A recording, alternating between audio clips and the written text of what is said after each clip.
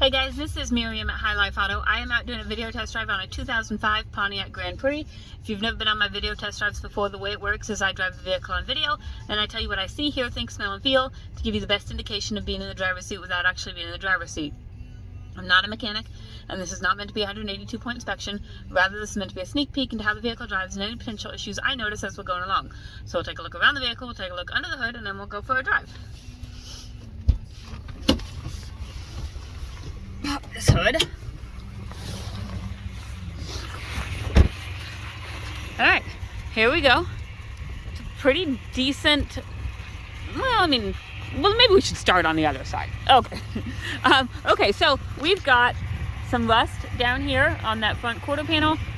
We've got something going on right here on the door. Honestly, if it were my car, I'd probably just get some paint and paint that just to stop it from doing any more damage. But other than that, it's not like most common Pontiacs. It's still got the rockers intact and the wheel wells intact. A lot of others, that part is gone. So you've got a couple other issues that aren't typical to a Grand Prix, but they are on this one. So front tires are probably about 65%, and if the cap color is correct, they're filled with nitrogen, which is supposed to be better. I don't know, something about fuel mileage or something like that. Rear tires are similar to the front, probably 65-75%. We've got the back, it looks decent from the back. And then this side looks really decent. So we should have started on this side. You've got just a tiny bit right here on the wheel well. But other than that, not a bad looking car. Up here on the front, you've got some clear coat peeling.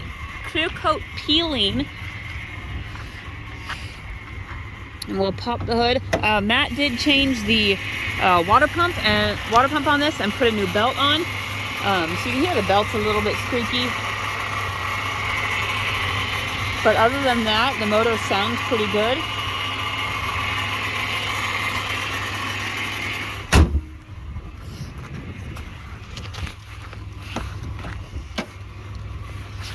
Inside has been cleaned, with the exception of me just sitting here and getting all my foot dust all over the place.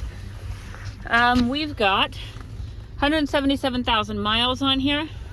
Radio, it works, but you can see that there's no screen here, so the screen does not light up. We've got heated seats, which lights come on both sides. The heat is set at 90. And where's it blowing out? Some of these buttons are faded. It feels like it's blowing out on the top. So it doesn't feel like it's blowing out here. Sounds like it's blowing out the top, but the car is warm. I've had it running for probably 10 minutes, and the car is warm, so even if it's not blowing out here, it's still warming up the car. Passenger side window works. Well, passenger side window goes down. Let's check our, I can't reach it. I got my big coat on. Okay, passenger side window also goes up. This switch right here is probably funky. Rear passenger side window goes up and down.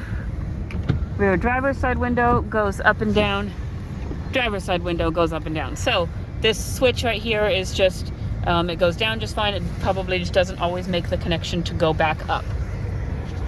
On the dash, we have a traction control light, ABS light, check engine light. If the fuel tank is right, we've got 3/4 of a tank of gas, and it hasn't moved yet, so that's good. We've got our thing over here. I have not cleared this yet, so some of these may be from before Matt replaced the water pump. I probably will clear them after this video and then rerun them just to see what comes back. But there was a 128 engine coolant temperature below thermostat regulating temperature, which is actually just means the thermostat isn't, it's cooler, the car is running cooler than it thinks it should. So maybe it needs a thermostat, maybe the car is just running cooler than it thinks it should. Engine misfire detected. Catalyst system low efficiency, a 420 code, that's an exhaust code. 455 evaporative emission, again exhaust code.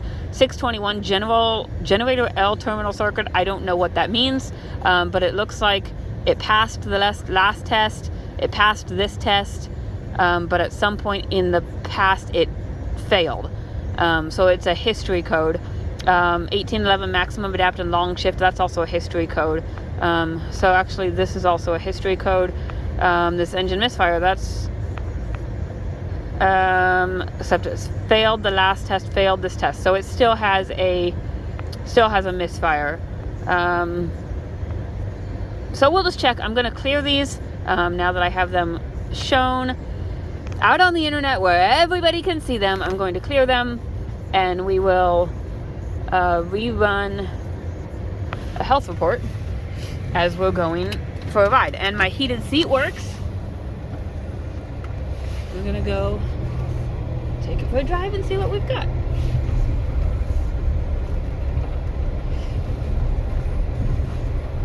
Grand Prix are typically good cars.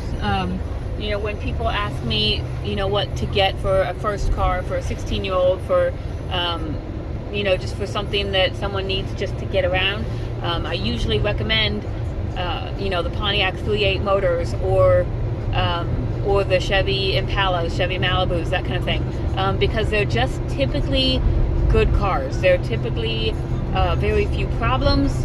Oh, and that ABS traction control light, that came back to a right wheel speed sensor, and I think it was the right front, so it means the passenger side, the wheel speed sensor is either unplugged or the wires are broken. What that means is that just that one wheel is not telling your computer how fast that wheel is going. Most of the time it's not a big deal. It illuminates the lights on your dash. Just some people don't like the lights on the dash. If you want to fix it, you can, I think you can replace the wires, but it's really just easier just to replace the wheel bearing. That's kind of what we do when we have that trouble. So, but it's not making any wheel bearing noise, so I don't think the wheel bearing is bad. I think just the wires, and it's also possible that those wires just came unplugged just because of where it's at. It's right there by the wheel. Sometimes, actually a lot of times, those wires just become unplugged or broken. But it's driving very well. If it's got a misfire on it, I certainly don't feel it. It's driving very smooth. I don't hear any suspension noise. My turn signals, my left turn signal works, my right turn signal works. Obviously I'm going way too fast for this road. Horn works, windshield wipers work, brakes are good and solid, no grinding, no vibration, they stop the car just fine, no pulling. Excellent feeling car, excellent driving car. I'm going to check the cruise. Let's see, on set. You can see we've got the cruise on, and it appears to be working. So this is overall an excellent driving car.